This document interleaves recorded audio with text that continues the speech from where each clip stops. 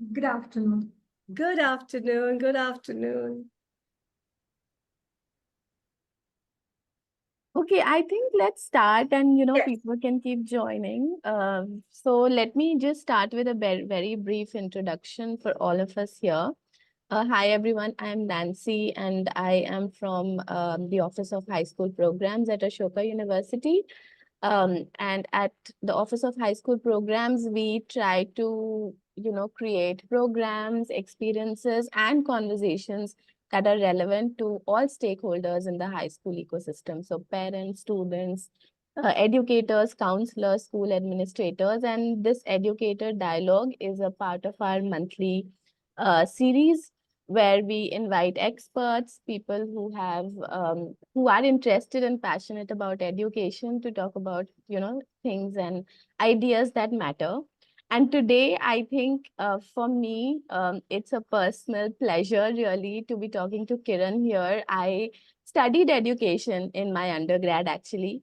And I think so I did this degree called Bachelor's in Elementary Education, which is a teacher education program. And we had a module on alternative approaches to education. And I think that was the first time that I was introduced to the Riverside School and the curriculum and really your work with, I think even the relationship that you've been talking about between kids and the city, I think that is the part that has really interested me the most, thinking about them as active citizens and stakeholders rather than just passive receivers, right? And I think it's such a challenge to status quo. So really, I'm having a fangirl moment here with you, Kiran. Thank you so much for accepting our invitation.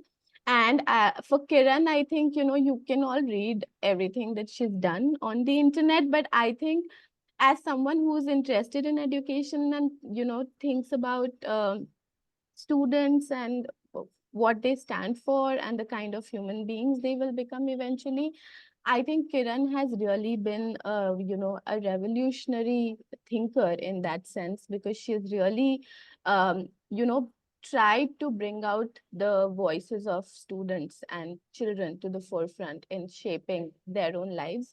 And she's brought the wonderful way of thinking, which is design thinking, which is what we are going to talk about today, as a pedagogy, as an approach which can shape, education, curriculum, teaching, learning in the classroom, even the way classrooms are designed, even the way schools are structured in terms of like hierarchy, etc. So we'll talk a lot about all of that, Kiran. Thank you again. But let me just start by, asking a first question, which is something that we were discussing, which is what exactly is design thinking and what is it not? you know I think Yeah. and we can pick up from there, and anyone who has questions, please feel free to put it in the Yes. chat box or just raise your hand and we'll go ahead with your question. Over to you, Kiran. Thank you, everybody, for taking your time on a Saturday afternoon to listen in to this conversation. I think for me, design is, and embedded in design is the idea of optimism, that something can change, and design is often seen as a verb and a noun. Unfortunately, most people look at design as a noun, like it's a product or it's a thing or it's a fashion or something that you create. The real power of the design thinking, it's not really thinking as much as a process by which you discover solutions. So the design process is the way you think. It's not design thinking. And I think that's really where the confusion is. There's no thinking. I mean, I can't say I'm thinking, right? The idea is there's a process by which I think. And design has a really definitive process by which you discover solutions. So it's not really problem solving. That's another a disconnect that people say, oh, design thinking is a problem solving exercise. No, it's not. Because in design, the process that you follow, and if you have fidelity to the process, that means you really take each step of the process with integrity and ethics. The solution that then finally comes up is really user-centered, right? And that's really the key aspect of design. And it always starts with empathy. It always starts with understanding. No assumptions, no, I think this is a problem. The idea is to understand the user, to be able to engage with the user, and then use those user insights in crafting solutions. So design process is really at the heart of the thinking. So I would say that's the game changer. It's not, it's the end product, service, idea, solution must always serve the user needs. So unlike other ways people think that they can design for somebody, in the design process, you have to design with the user. So the user is always involved in the process of the solution. Otherwise, in what happens in most places where somebody is sitting in one office and problem solving, designing something, handing it over to the user has no part in the solution. And then when there's a pushback, the person who's done the solution will say, Dekho, I did so much work, they don't like it, they must like it. And so then that apathy and that whole idea mindset of cynicism sets in. So I think the real power of the design process is releasing yourself of the answer and really embarking on an investigative process of understanding. And that's really, that's the power of the design process. Yeah, great. Thanks for that, Kiran. And I think, a follow-up for me really is that why should, we start inculcating this way of thinking in our students? Is it like, now we are in the 21st century and it's the need of the hour? Or, do you think we are late already? We should have been doing it forever. But why should students be introduced to this? Why should they start practicing it? Because inherently, every child on the planet is a designer when they're born. It is a default way that they engage with the world. Every child in the first 3 years of their life on the planet are telling us they're optimistic, they're collaborative, they are team players, they are imaginators. They're all this, right at the first 3 years of their life on the planet. And they tell us all the people, look at me, I can. And then what do? We send them to school for 15 years and say, Abhi Naikul. Now you're not. So I think the heart of the human endeavor is this process of optimism. Children are naturally collaborators. They naturally imagine. They naturally have empathy. They will always reach out to another child who is hurting and give them a hug. It is the inherent evolutionary way that we have come on the planet. We drum it out of them in school. We say, no. You can think, you can imagine. No, that's not the answer. You will sit and listen to whatever I tell you, and you will repeat whatever I tell you, and then I will reward you for that. I mean, ridiculous. For 15 years, we reward them for repeating everything that we've said. And then when they're 18 and we are expecting them to change the world. Highly unreasonable, right? So now, unfortunately, for a while, it sounded like a good thing to have. I'm really telling you, the design mindset is a nation-building exercise. It is an idea of humanity. It is that urgent. This is not just a good thing to have to get into a college and be cool. It really is at the heart of reshaping a new way that we can exist. Can we be kinder? Can we be more sustainable? Can we be more humane? This is not a good thing to have. This is survival of an entire species. So this is not just, oh, nice, that's a cutie thing to do. So if anybody here is looking at design thinking as a cute thing, well, that's not what the purpose of it is at all. Right? It is really the game changer of figuring out whether humanity will survive, whether we'll be kind, whether we will understand each other. Look at the world we're living in. It's all about the otherism, right? We used to talk about diversity. Now we have divisions. So how does humanity survive when this idea of empathy is removed from the very nature of who we are? And we're born empathetic. That is what I'm trying to say. At the core of every one of us on the planet has been empathy and imagination and collaboration, all three ingredients that design the mindset. Now it's called design mindset, but it really is, I would say, a human mindset. It's a humane mindset, I would say. I mean, I keep saying insan or insaniyat ke beech mein bahut farak hai. And this really is a mindset of insaniyat, humanity and being humane. So I think that's really why I feel it is more urgent now than ever before. Great. Thanks for that.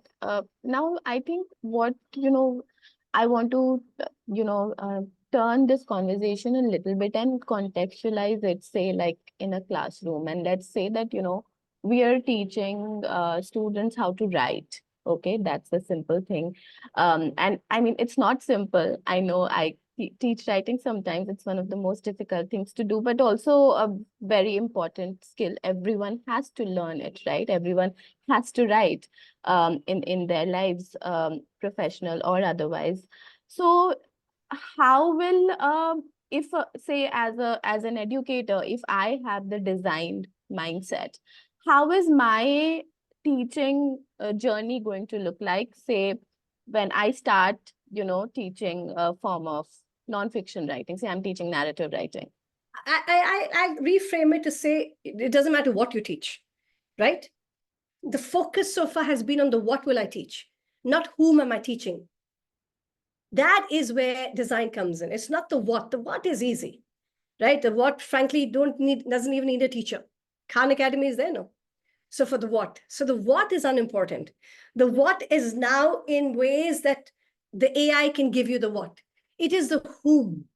It is, again, that comes from empathy. If I have a classroom of children, say, even gender, if gender is a case that is an ingredient in the design of my sessions, I must factor that into, say, the design of whom I am teaching. And then why does it matter? So again, it comes back to the design process. Who is my user? Why is this learning important? Then the what and the how comes after. Or the entire teaching fraternity has focused on the what and the how, disregarding that there is a whom. So what we walk into a class and say, okay, everybody, chapter 3. That's it. And then we turn our faces to the board, and we spend the next 40 minutes writing on the board, so the children don't even see us, right? And then they're sitting in rows and they're seeing the backs of everybody else. And for 15 years, this is happening. So there is a diminishing of identity. There's a diminishing of purpose. There's a diminishing of empathy. And then the child's focus is only going to be, I will learn the what because I can do better than the person sitting next to me.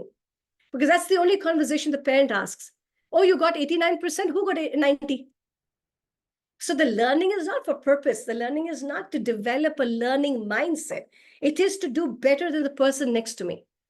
So we've completely disenfranchised the user or the learner in this process. So the design mindset brings you back to that whom. Who is our user? Have you engaged with them? Have you had them into the conversation of even the planning?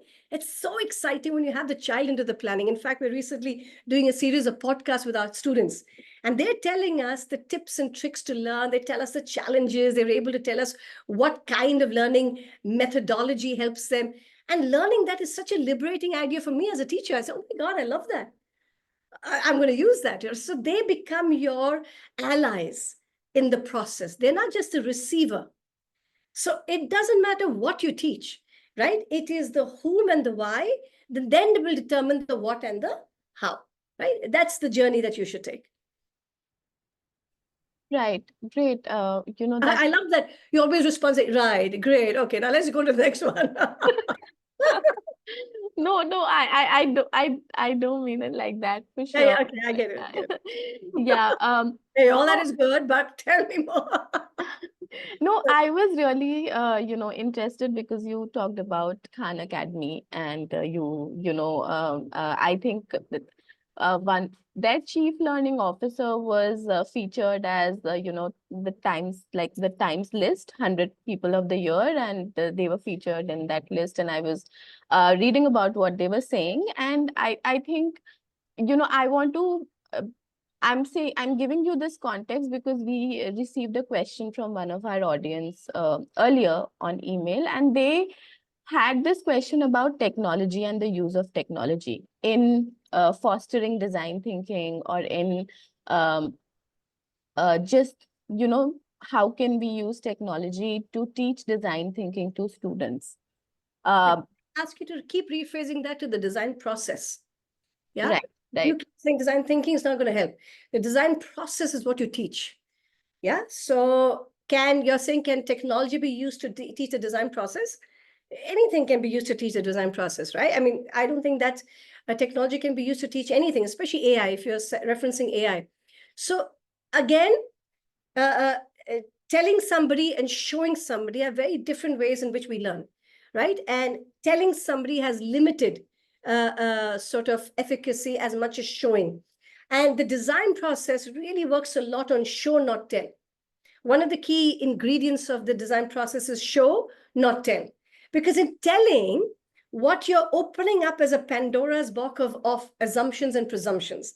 If I tell you, Nancy, be creative, what does that mean? What does it mean? Because my whole existence has been on my experience what creativity is, whatever, or the lack of it. Yours might be completely different. So to tell you, go and be creative in the class is a completely meaningless conversation, right? Because you are visualizing it completely differently to what I am. So therefore, the teaching pedagogy or the learning of seeing and then mimicking is a terrific starting point. You know, I keep saying you don't have to innovate. Mimicking and contextualizing is a terrific innovation.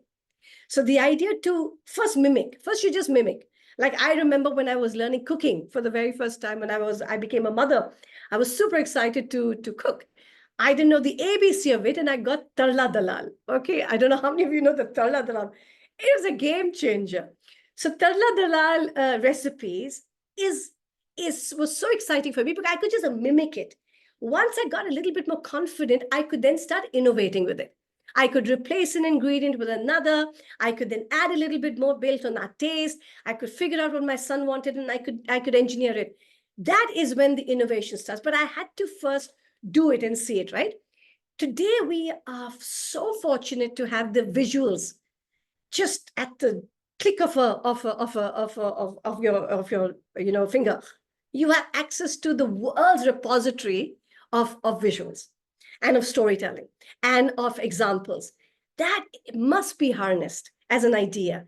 So one of the things that AI or technology has done has lessened the time to collect insights. You still have to go and get the insights yourself, but it allows you to use the collective wisdom to generate insights and then shape your solution. So I think technology has really helped in that. Basically, what it does is limits the amount of time you would otherwise put in the exercise of discovery, right?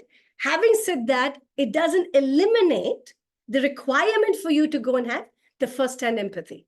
That will be the game changer. If you only resort to the AI and say, okay, now give me the insights of why people come late and what are the insights, that's just one reference and data point. But if you don't go back to your team and saying, why is late coming an issue? Why, what are is it the bus driving? Is it the fact that there is construction happening and therefore the buses are getting late? You will never know that just from the insights you get from the net. So the act of actually engaging with the user and then forming the solution is at the heart of the design process. Okay, I understand what you're saying, and what you've been using the word empathy. You've used it multiple times, and I think in some ways you've also defined what empathy means, especially in the last part of what you were just saying about asking for insights. But just for our audience also, I think it just helps to know where are we situating empathy in the design process. And also, I just want to bring in the idea of this generational gap between school teachers, educators, counselors, even us who are trying to develop meaningful programs for students, right? High school students. And we are constantly othering them. We are thinking of them as someone else, someone who, we don't know very well. And maybe they're also thinking of us like that. So how do we then practice empathy? From where do we get the basis to practice empathy, also keeping in mind the whole idea of generation gap? Well, you're framing it in a manner that is larger than it is. I think the fact of empathy, when you say where does it place in the design process, right off the bat, right? That's your very first. And a key skill, and when we talk of skill and a mindset, a skill builds a mindset, right? You do a skill, it's like an exercise. You do the biceps again and again, you get better, arms. So the skill is curiosity. It is deeply important to be curious and not assume. So curiosity removes assumptions. So the moment you say, okay, late coming, you say, see, they always are like that. They will never come on time. That is an assumption. And then you put your bias into the starting of a solution. So already you have made it a problem. But curiosity is at the starting skill of empathy. You must be curious. Oh, late coming. I'm curious. I really want to understand why. Have you asked that question? Have you engaged, or have you gone with the bias of somebody else telling you, see, that teacher is always late. So when you meet the teacher, you say, always you're late. Automatically, the bias starts the conversation rather than the curiosity. So a great skill to exercise would be curiosity. Seek to understand. Seek to understand, right? And that means you'll have to observe. You might have to slow down. You don't have to be rushing into solutions. Otherwise, what happens with most schools, most adults is, time kidhar hai? We must finish it. And so in the act of finishing stuff, the solution is often incorrect. And then what happens is you'll have to redo, undo. It takes extra time. Then you say, yaar, chodo. That cycle affects the mindset towards change. So when children see that again and again, they say, yaar, kuch nahi badalta. What can one person do? And that is the worst reason to graduate them into a world where they say, what can one person do? Kuch nahi hoga. Right? Apathy, cynicism, frustration is not what you want children to graduate from a 15-year schooling program with. You want them to graduate with optimism. You want them to graduate with the skill sets to say, if I notice something that might be requiring change, I have the skill sets, or I know the process by which I can make a solution, right? That's the heart of what we set out to do. And that, like I said, is I say the design mindset is like a way of life. It isn't isolated just for education. It really is the way of life. You should always start with your heart. I mean, you must. What's the point otherwise, right? Then the mind activates. Then the will is generated. So if you look at that journey, I would say it's a game changer, even in the way you live your life. Okay. Thanks. And I think, you, I'm sorry, but this is not just, I mean, I'm really into your answers, and I'm just, this is just a default response for me. I love it. I love it. Don't you worry. I am with you the whole time. Thanks, Aditya. God forbid, I was talking to Howard Gardner and I responded like this. You would just close the... No, I was taking notes, and I think I was really in like I'm just kidding with you. I'm just kidding with you. Okay, so we actually have a question from one of our audiences here, and they are their question is, could you please help us understand your curriculum design process? It would be great. Useless, not important at all at this moment, because that's a whole different conversation. But in brief, the design of our curriculum is built on ensuring that we have service, we have agency, and we have core competencies. It's designed around literally the heart, the mind, and the will. So if I were to just encapsulate that, the idea that content and character must go hand in hand, not an either or. So by design, we've created a program which ensures that all children must participate in service through their 15 years, must do acts of change in their 15 years, not on a holiday or not as a homework, not on 15th of August. It is by default as important as math, science, and English, right? So just to give you that balance, that it was an act that was highly intentional to create a curriculum that allowed this to happen by design.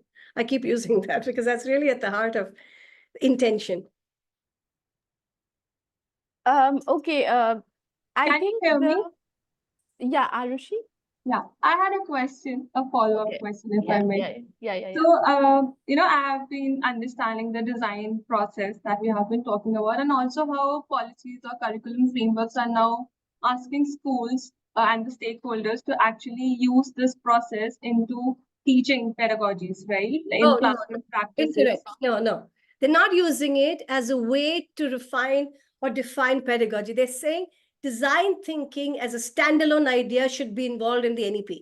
It's very different from using it as an operating system to design everything. I must make the distinction, right? So what happens in most schools is they have like a lab, and children will go there to do a design thinking or design and technology activity. It's like it's like your core curricula. Just like they will do music or they will do sport, this will be set aside as a separate activity. An activity which is outside your classroom, Yes, which is yes. not happening in teacher-student conversations. Not Right? conversation. It is not happening as a approach to learning. Learning. Yeah, it's the design process when you actually use it for, like I said, solutions. Then everything you do in your school is a solution, right? You have a situation, you encounter something, you say, okay, I need to design my timetable in such a manner, right? So even the act of that timetable requires intentionality. I mean, what do I want children to learn? Right? Otherwise, what happens in most schools is we set aside the same ribbon model.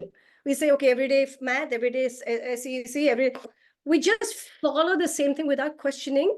What are we graduating? What's our vision? What are we servicing? What is the timetable in service of?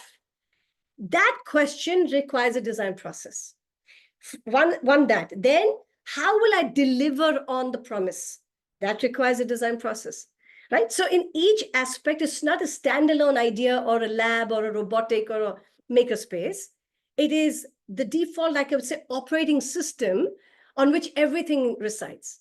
So it's a mindset. So that means whenever the children, the team, etc., all sit together and we're encountering a situation, like for instance, let me a small example of COVID having happened. We used to do home visits. Right? We all used to go and visit home. Now that's a fundamental way to bridge that relationship. Now, COVID meant not going home. We couldn't do that. So the idea of sitting together to say, no, but it's such a fundamental handshake that happens between a family and a school. It's the first time. We call it the Jadoo Ki Jappi. We say it's a really important moment of engagement. We must still hold that core. What can we do to ensure we still hold on to the value? The online home visit happened. So we did the home, but we had to prototype it. We had to iterate it. We tried to do with one parent. We say, is it okay? How long should it be? So that iterative process is critical to the solution, right? So that then becomes the default mindset or disposition for all solutions that happen. That's where I worry that design thinking is being misunderstood as an activity or an after school or a lab or a club. I would wish that it becomes more the default operating system. Right, exactly. I think what say schools have utter tinkering labs, for example, right? Which are great. Yeah, which are great, but students are still learning science the way they've been learning, and then they go to the labs and then they try to do things differently. It's not that the approach is being followed in the classroom and in the labs simultaneously. While what you're saying is that the change should happen in the classrooms with the textbooks, with the pedagogy in the classroom, and not just become like, the sports class in school usually, that you go once a week for sports class and then nothing in your curriculum really speaks to sports otherwise. Yeah, nothing in the learning approach. I don't even think curriculum. That's still an added way. Like I went through school when my mother would often ask me, why are you doing something? My default answer was teacher told me. Right? Teacher told me that should be the biggest red flag you should have. The moment you say teacher told me, you have released yourself of agency. You have no locus of control. You're not involved or participating in that. You're doing it because somebody has told you. When you shift that to say, I can or I am doing it, fundamentally means that I know why I'm doing it. I have agency in this and I'm in control of the process. That is, if I were to very simplistically ask teachers to say, just go to your classrooms as a red flag, just walk into a class and say, Beta, why are you doing this? Or what is happening? What are you all doing? If the red flag is, teacher told us to do this, or teacher got this project, then it's an opportunity to say, oh my God, it's a red flag. I must be able to get children to believe that they own this learning. And therefore, I talked about not the what and the how, the who and the why. So once you get the who and the why as a starting component of your pedagogical journey, immediately children will know why they are participating or they're doing this particular thing and for what. Right, totally. I totally agree with you, Kiran. But let me take a step back here, and I want to talk about the teachers who school teachers, educators, or the counselors, they are coming with their own learning experience, right? They may or may not have done a teacher education program, which also have a lot of their limitations. So now, as a first step, if they want to practice design thinking in their own interactions, say with students, let's come to interactions, then we'll go to pedagogy or learning styles, or the teaching learning process. What are, say, your 3 questions that start, ask yourself these questions before you give a task to the child, or ask yourself these questions before you encourage them to do something? There's a classic design thinking tool called the 5 whys. Ask the why, follow it up with a why, follow it up with a why. Because what happens is when we are satisfied with the first why, it's not often the real why, right? And we often don't have the time to go beyond the first why. So why did you say that? Why do you feel that is important? Why have you seen it? So that, again, I started with curiosity. I said, start with being curious and start listening. What happens with most us and adults and parents, we listen to respond. We're not listening to be curious, right? Because we have limited time. The child is here 10 minutes I just have to finish the task. So the moment the finishing the task becomes a limitation, then it's less likely that we will be able to ask the 5 whys. I would say even start with 3. Even that will give you insights you would never have got if you just accepted whatever they gave you. Because I've seen too many children who I would say, but what do you enjoy doing? And their face was light up and they will say, I love dance, but I have to do science, And in there you start with the deep belief that, you must listen. So when you listen to the body language of a child, you listen to the way the eyes are telling you a story, you have to be deeply what we call active listeners. And we are not listening. We're looking at the laptop and we're hearing it as a peripheral conversation. We're filling up data by listening on a peripheral conversation. Okay, yeah, okay, yeah. And that doesn't allow or give a child the confidence that here's somebody who's deeply interested in my life or in me. Often we don't even know the names of the children. They're a roll number. That's one of the reasons I took my son out of school and started Riverside, was the teacher didn't even know my child's name. And so when you do this over and over again, then what happens to a child is they're so in tune with who they are and what they are. They're going to say, and they will always know the teacher who listens. And they will always know the teacher who doesn't, right? They'll always know it. It's not rocket science. And we have to, I keep saying, our work is not our curriculum. We're a living curriculum. The way we listen in, the way we lean in, the way we pause, where we put our laptop down and turn our face to face the child. All of these little actions will tell whoever, why is it just a child? It tells your teammate, it tells your spouse, it tells your daughter, it tells everybody that you matter.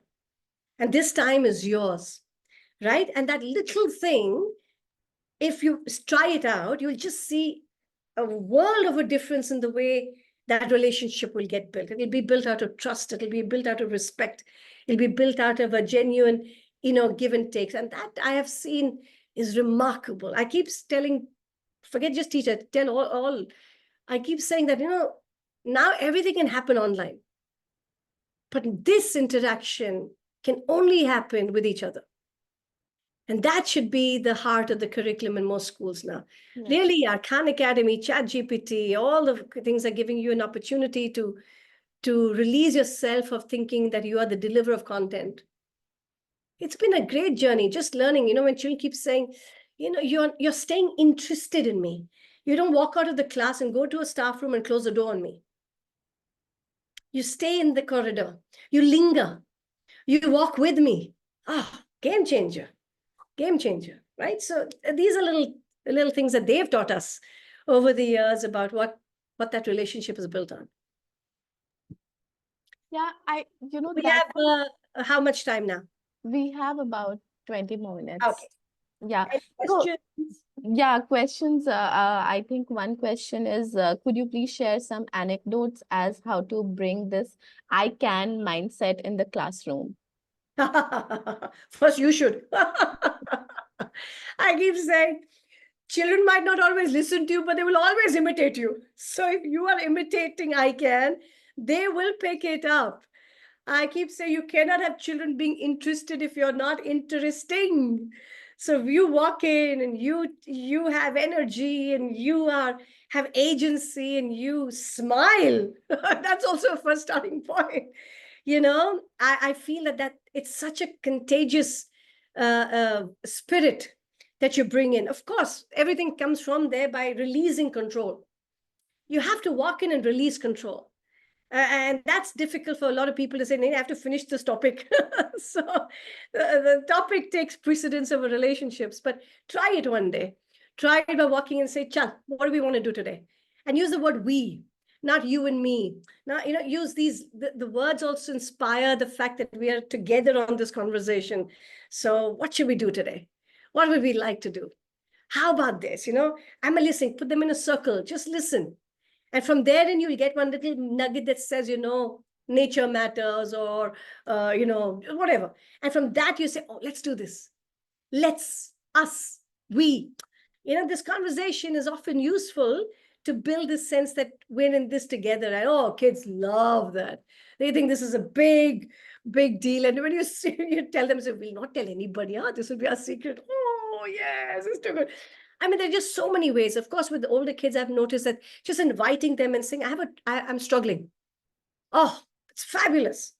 I'm struggling with this. Like, for instance, our whole AI forward learning is entirely being run by our kids. We have a core team, and they are running the workshops. They just introduced us to something called Idometer or something, last week, and then the prompt engineering. It's fascinating to sit in their classes and to listen to them take charge, and to give them the respect, not patronizing. Don't say, very cute, bacha, so nice. No. It's you expect. I keep saying you start with respect and then you can expect. When you respect the contribution, then you say, boss, you better change the bar up. So you give feedback. So it's in all of this. I have seen when children respond with so much of agency. They walk in saying, we're here. We matter, and we're going to be doing this. So I think it's a simple act of shifting the focus away from you and what you teach to them and who you will reach. So I think it's just try it. Okay. Another one great thing is, I don't know if there are principals here or school teachers on this. Don't sit in your staff room. Don't sit in any principal's cabin. Get your seat outside. Sit with them. It just changes. Yeah, we don't have a staff room or a principal's cabin at Riverside. By design, right? We said any physical barrier builds mental barriers, right? It just does that. Can I remove all of these? Can I sit available, accessible, visible? It's remarkable. And just suddenly everything eases off, and there's an ease. They're not performative. They're not saying, I'll do it only when the teacher comes. It's easy. We're screaming at somebody. There, what are you doing? Everything's happening outside. So it'll be super easy. Somebody is shouting at somebody. Somebody is laughing here. But it's become such an easy vibe that there's no performative act. That, sometimes when principals walk, suddenly the teacher perks up and there's great work happening. But it's all over the place. So I would say this all in a way suggests that here's a place where it's not a teaching school, it's a learning school. And everybody here is part and expected to participate. There's an expectation that you will participate. Right. Yeah. That's really, you have to create that. Kiran, we have another question from our audience. They are asking how to get children to begin to think critically. I think it's the big question. Just create the conditions to think. Don't give the answers. Don't expect a particular answer. Release the expectation there has to be one right answer. Simple, right? And that's why brainstorming is a terrific tool, right? Where we say, go for plenty. Any response is preferable. What happens with some responses when they do it, we say, this? How silly. The moment you say, what is this? So silly. They're going to never do it again. But the moment you open up that opportunity for a brainstorming exercise and you validate an idea, oh, I never thought of that. How interesting. Oh, that is so interesting. What do you think about, you give, it may not be the best idea. That's unimportant completely. Critical thinking is the fearlessness to try. That's the start of what critical thinking is.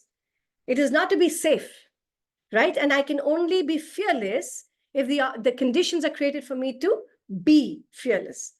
So therefore, as a facilitator, as a guide, as a teacher, my responses will matter. They're going to watch me. If a student said, oh, by magic, I'll do this, and you start saying, well, what stupidity, or you make a face, everybody's watching you. The kids are watching that face. So the moment your face is leaning in and showing enthusiasm, the other teacher will say, the students say, oh, I can also give idea. I can also. So you set it up by, like I said, by your face, your way you lean in, the way you validate, the way you say and not but. Many of the times you keep saying but.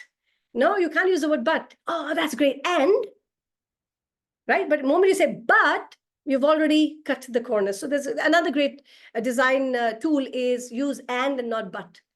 Let's plan a birthday party for somebody. Because a chocolate cake. No, but he doesn't like chocolate. But you do one whole time saying but, and you'll realize the entire solution will reduce. You do it again and say, now you cannot use the word but, you only have to use and. Oh, he likes chocolate cake. Ooh, and we can do this. And then you see how the idea just expands and grows.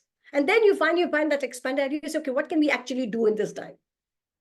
Then you do what is called the CAF, the considering all factors, and then the FIP, which is first important priority. So it's all of these are simple tools available actually online. So Kiran, I'm getting so many DMs that are saying that this is such a lovely session. And I think one thing that everyone's saying is that, these are some such small things. And the and the but thing, I've been thinking about it myself for such a long time. And they're all also saying that these are such small things, but the change they can bring, looks really impactful and huge. So I think, just wanted to share that people are really enjoying. everybody. Yes. Okay, and I think there's another question here, which says that when you brought all these ideas to India, and you you opened your school, was there any resistance that, you met, or any challenges that you faced? If you'd like to talk. Of talk course. about them. The moment you question the status quo, obviously there will be questions, right? I have to say a couple of things worked to our advantage. One is I didn't come from education. So that is a huge advantage. So I didn't even know what rules I was breaking, right? I just kept asking the question why and why not. So that was a real key tenet of what we as a team set out to do. I think when we started, we were a very small ragtag team of 6 of us. And then I think what we did was we just put our nose to the grind and just started working. So we really didn't have time. Me personally, as my personality is I really don't look for approval. I look for meaning, right? So I really don't seek your approval or need your validation, right? I really look for meaning. And if meaning is clear for me, I will do that irrespective. So that was a huge advantage in terms of personality. But I think as a team, we were so clear that we were building this idea. We were not very clear, if you ask me at that time when we started, that, oh my God, we're developing this big model. It wasn't clear at all, right? What was entirely clear was we were clear what we will not do. We were not very clear what we would do. We're definitely clear there will be no rote learning, there will be no memorization, there will be no one size fits all. That we were super clear about. So once you're clear, sometimes you're not very clear what you do, but you should be eminently clear about what you will not do. And in that, I think we were able to address a lot of the pushback that happened. We you don't do 12 nursery rhymes. Other school is doing nursery rhymes. Why are you not doing? We would say, you go not to the other school. We were not rude. We were just saying what we're doing. But what was so beautiful is that in this journey, literally, I kid you not, in 6-8 months, agency was so inherent in children that it started showing up. So when parents actually met their children after 6 months, in a way, they didn't need even a report card. We fabricate a report card to tell you your competency. Okay, you're 75 marks in English, but you can't even hold a conversation for 2 minutes. So parent has this niggling doubt, ye ho kya raha hai? In our case, we were showing the kids. We said, you present, you show. And I'm talking about, when we started, I had started, my oldest was grade 1, so 6-year-olds. They were presenting agency in such an obvious, clear manner that I think that confidence started building. And then, of course, it built more. And then now, of course, parents come to us for the model. But to say that we still don't have challenges, of course we will. There will be still parents say, yeah, ho kya raha hai? It's fine. You have to be super clear. You have to be really clear on what you are promising. And then you must deliver on the promise. That's very important. Yeah, I think Rashmi has a question. Hi, Rashmi. Yeah, hi Kiran. Thank you so much. This has really been super interesting, very insightful. Thank you. I think it's a new way of sort of thinking and approaching things, but you've also shared a lot of very valuable tips and ways to do it. So I have two questions. The first is something that I think I've thought about often. Is design thinking really a rebranded form of sort of creativity or the creative process? Is it just a new word that's being used for it? And the second, which I think may be a good note to end, because I know we are approaching the end, is really if you could share some stories of the impact that you've seen on students, who've gone through this new way of life. Yeah. No, thank you. Is it a fancy? No, it is not actually, because in creative thinking, there is no requirement for empathy, right? You can just brainstorm, okay? And that's the whole idea, right? And there's a particular focus of creativity that's actually starting from the expectation that I just have to brainstorm. I have to just go creative. I don't necessarily need insights, human insights, to do this particular thinking. So I would say creativity is a subset of the design process. It comes actually after the insights are collected. So after the empathy, there is a step on what we call the best case scenario or imagination or this thing. That's when you exercise this particular step, right? So that's just to give you that context. Can I give you some examples? I would encourage you, if you can, if you get onto our school website, okay, it's schoolriverside.com, and there's a link called Alumni. I would encourage you to go to that link, because two things we've done.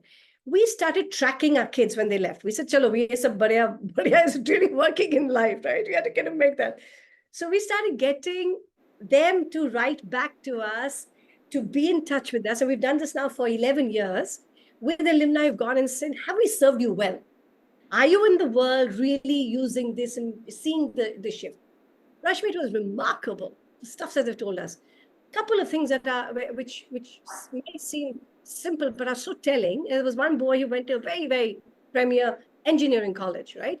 And he shared this anecdote that he sat at the canteen, and the canteen boy came to serve food, and this, as natural as Riverside, because we do a lot of we clean the bathrooms, we serve, we clean up. He did that naturally, and he said thank you to the helper. And the rest of this boy started laughing. And it was such a telling moment of the fact that he's got into the engineering college. So content to hai, but character bhi tha. So the content and character piece is critical. And so many of our children have told us they've got into these colleges, but all these other premier school children are there with 98%, but disrespectful, no agency. And all they're doing is outside of class and staying outside. So I think in many ways, the idea that we are building with kids this confidence that you are here, using your schools to make life a little kinder for somebody else. That was a non-negotiable in my book. You cannot graduate just thinking you're going to get a job. Nahi hoga, or not on my books, right? So that communication again, in schools, we don't repeat the vision or the expectation again and again and again and again and again. It's put in some vision statement in a principal's cabin or a corridor, and nobody talks about it. All children will be individuals and fabulous. What does that mean, right? So one thing we started doing systematically in design is making sure kids know why they're learning. And so that will become the reason of going into life. Another anecdote of one of my girls from a very simple conservative community. She goes there, she said, okay, ma'am, I could learn how to say no. I said, oh, you're awesome. Because she was not scared. She didn't have to go by the so-called peer pressure. I could say no. That's it. Now I can retire. Yeah, that's wonderful. Sannyas. But what we have on the website are several of these. We've collected their actual emails, unedited, for people to just go through by what they're telling us, how they are doing exceptionally well academically. It's easy for them. That's the easy part. But they're doing leadership roles. They have started ventures. From that first 2 batches, 68% are entrepreneurs. Now that says a lot, right? So all of these are pieces of the puzzle that finally show that, yeah, kuch to acha ho raha hai. So that's been good, yeah. Okay. Thank you. Thank you for that. Minutes. Thank you very much. Yeah, I think, one last question, if anyone has, they can raise their hands or put it on the chat box. Someone's asking us to share Kiran's school address. We'll just do that on the chat box. It's called Please Riverside come. We School. can have coffee with Kiran. And you get hampered. I have a question, if I Sure, may. sure. Please. Hi, Kiran. How are We've done a you? coffee with Kiran together. Yes. So I have your book. Yes, Yes, everybody read my book. Every child can. Yes, lot of always what I've my shared. Bible at my desk, always. Thank you. Just one question here. While you were writing this book, was there anything that you were not able to include in this? Because I know that it is a very comprehensive reminder to all those who are in the field of education. But anything that was probably discomforting or you were not able to put in here, is there something like that? No, not discomforting at all. I think I was conscious of the fact that it had to be a read that had sufficient bite to make sense, right? I could have rambled and I could have meandered and told all my life story, but unimportant, right? That's for other pieces. So I think it was a terrific exercise in pruning and in choosing. So Yes. for me, in hindsight, when I was writing the book, so much of it became actually clearer. So I thought that it was wonderful for me to go through that and say, how do I really build the essence and not get carried away by just a lot of everything else that happened? Because so much has happened. I mean, if we had to tell you the story, I mean, as a team, we've had the best time. I mean, I still want to go to school and meet everybody after 23 years. And I absolutely love the team and the kids and so grateful. So I think so much of that continues to shape who we are. But I think the exercise of writing the book was a very good exercise for my own self as a way to be super precise and Yes. really give what I think what was needed. Yeah. Yes. Thank you. Thank you so much. Great, thanks. Everybody. Thank you so much, Kiran, once again. Thank you. And we'll be in touch with you for other, similar events, since everyone's enjoyed listening to you so much. I'm I glad. think we'll definitely invite you again. And Okay. please, Kiran, anytime you're in Delhi NCR, please just let us know. We will come wherever you are to have a coffee with Kiran, Okay. for sure. But do share my book for the team. A lot of it has been explained even with more nuance in the book. I think it'll be very helpful because a lot of anecdotes are again there to give examples and quick tips on how to actually make the design process something you can do. Oh, Sure. somebody says they already have it. Thank you, Sarvesh. God bless you. Did you like it? Such a Great. Okay, thanks, Kiran. Thanks, everyone. Also, Bye, everybody. God bless. just one small thing for everyone else. At the Office of High School Programs, we have two main offerings currently. First is the Young Scholars Program, which is a summer program for high schoolers in India and abroad. And we have Ashoka Horizons, which are micro immersive certified courses where you can specialize in a skill or a discipline. You can check out all the details on our social media and the website. We are currently in the process of launching a lot of new, programs, the details for next year, what programs will be on offer, what courses will be on offer. And, please follow us and be connected with us on social media to get all those updates. And thank you again, everyone, for joining on a Saturday morning. I think it was such a lovely time with all of you. And we do these, conversations every month on a Saturday at the same time. So we will make sure that we send you communication for our future educator dialogues also. Okay, thanks. Bye. Have a good day, everyone. Bye. Thank you.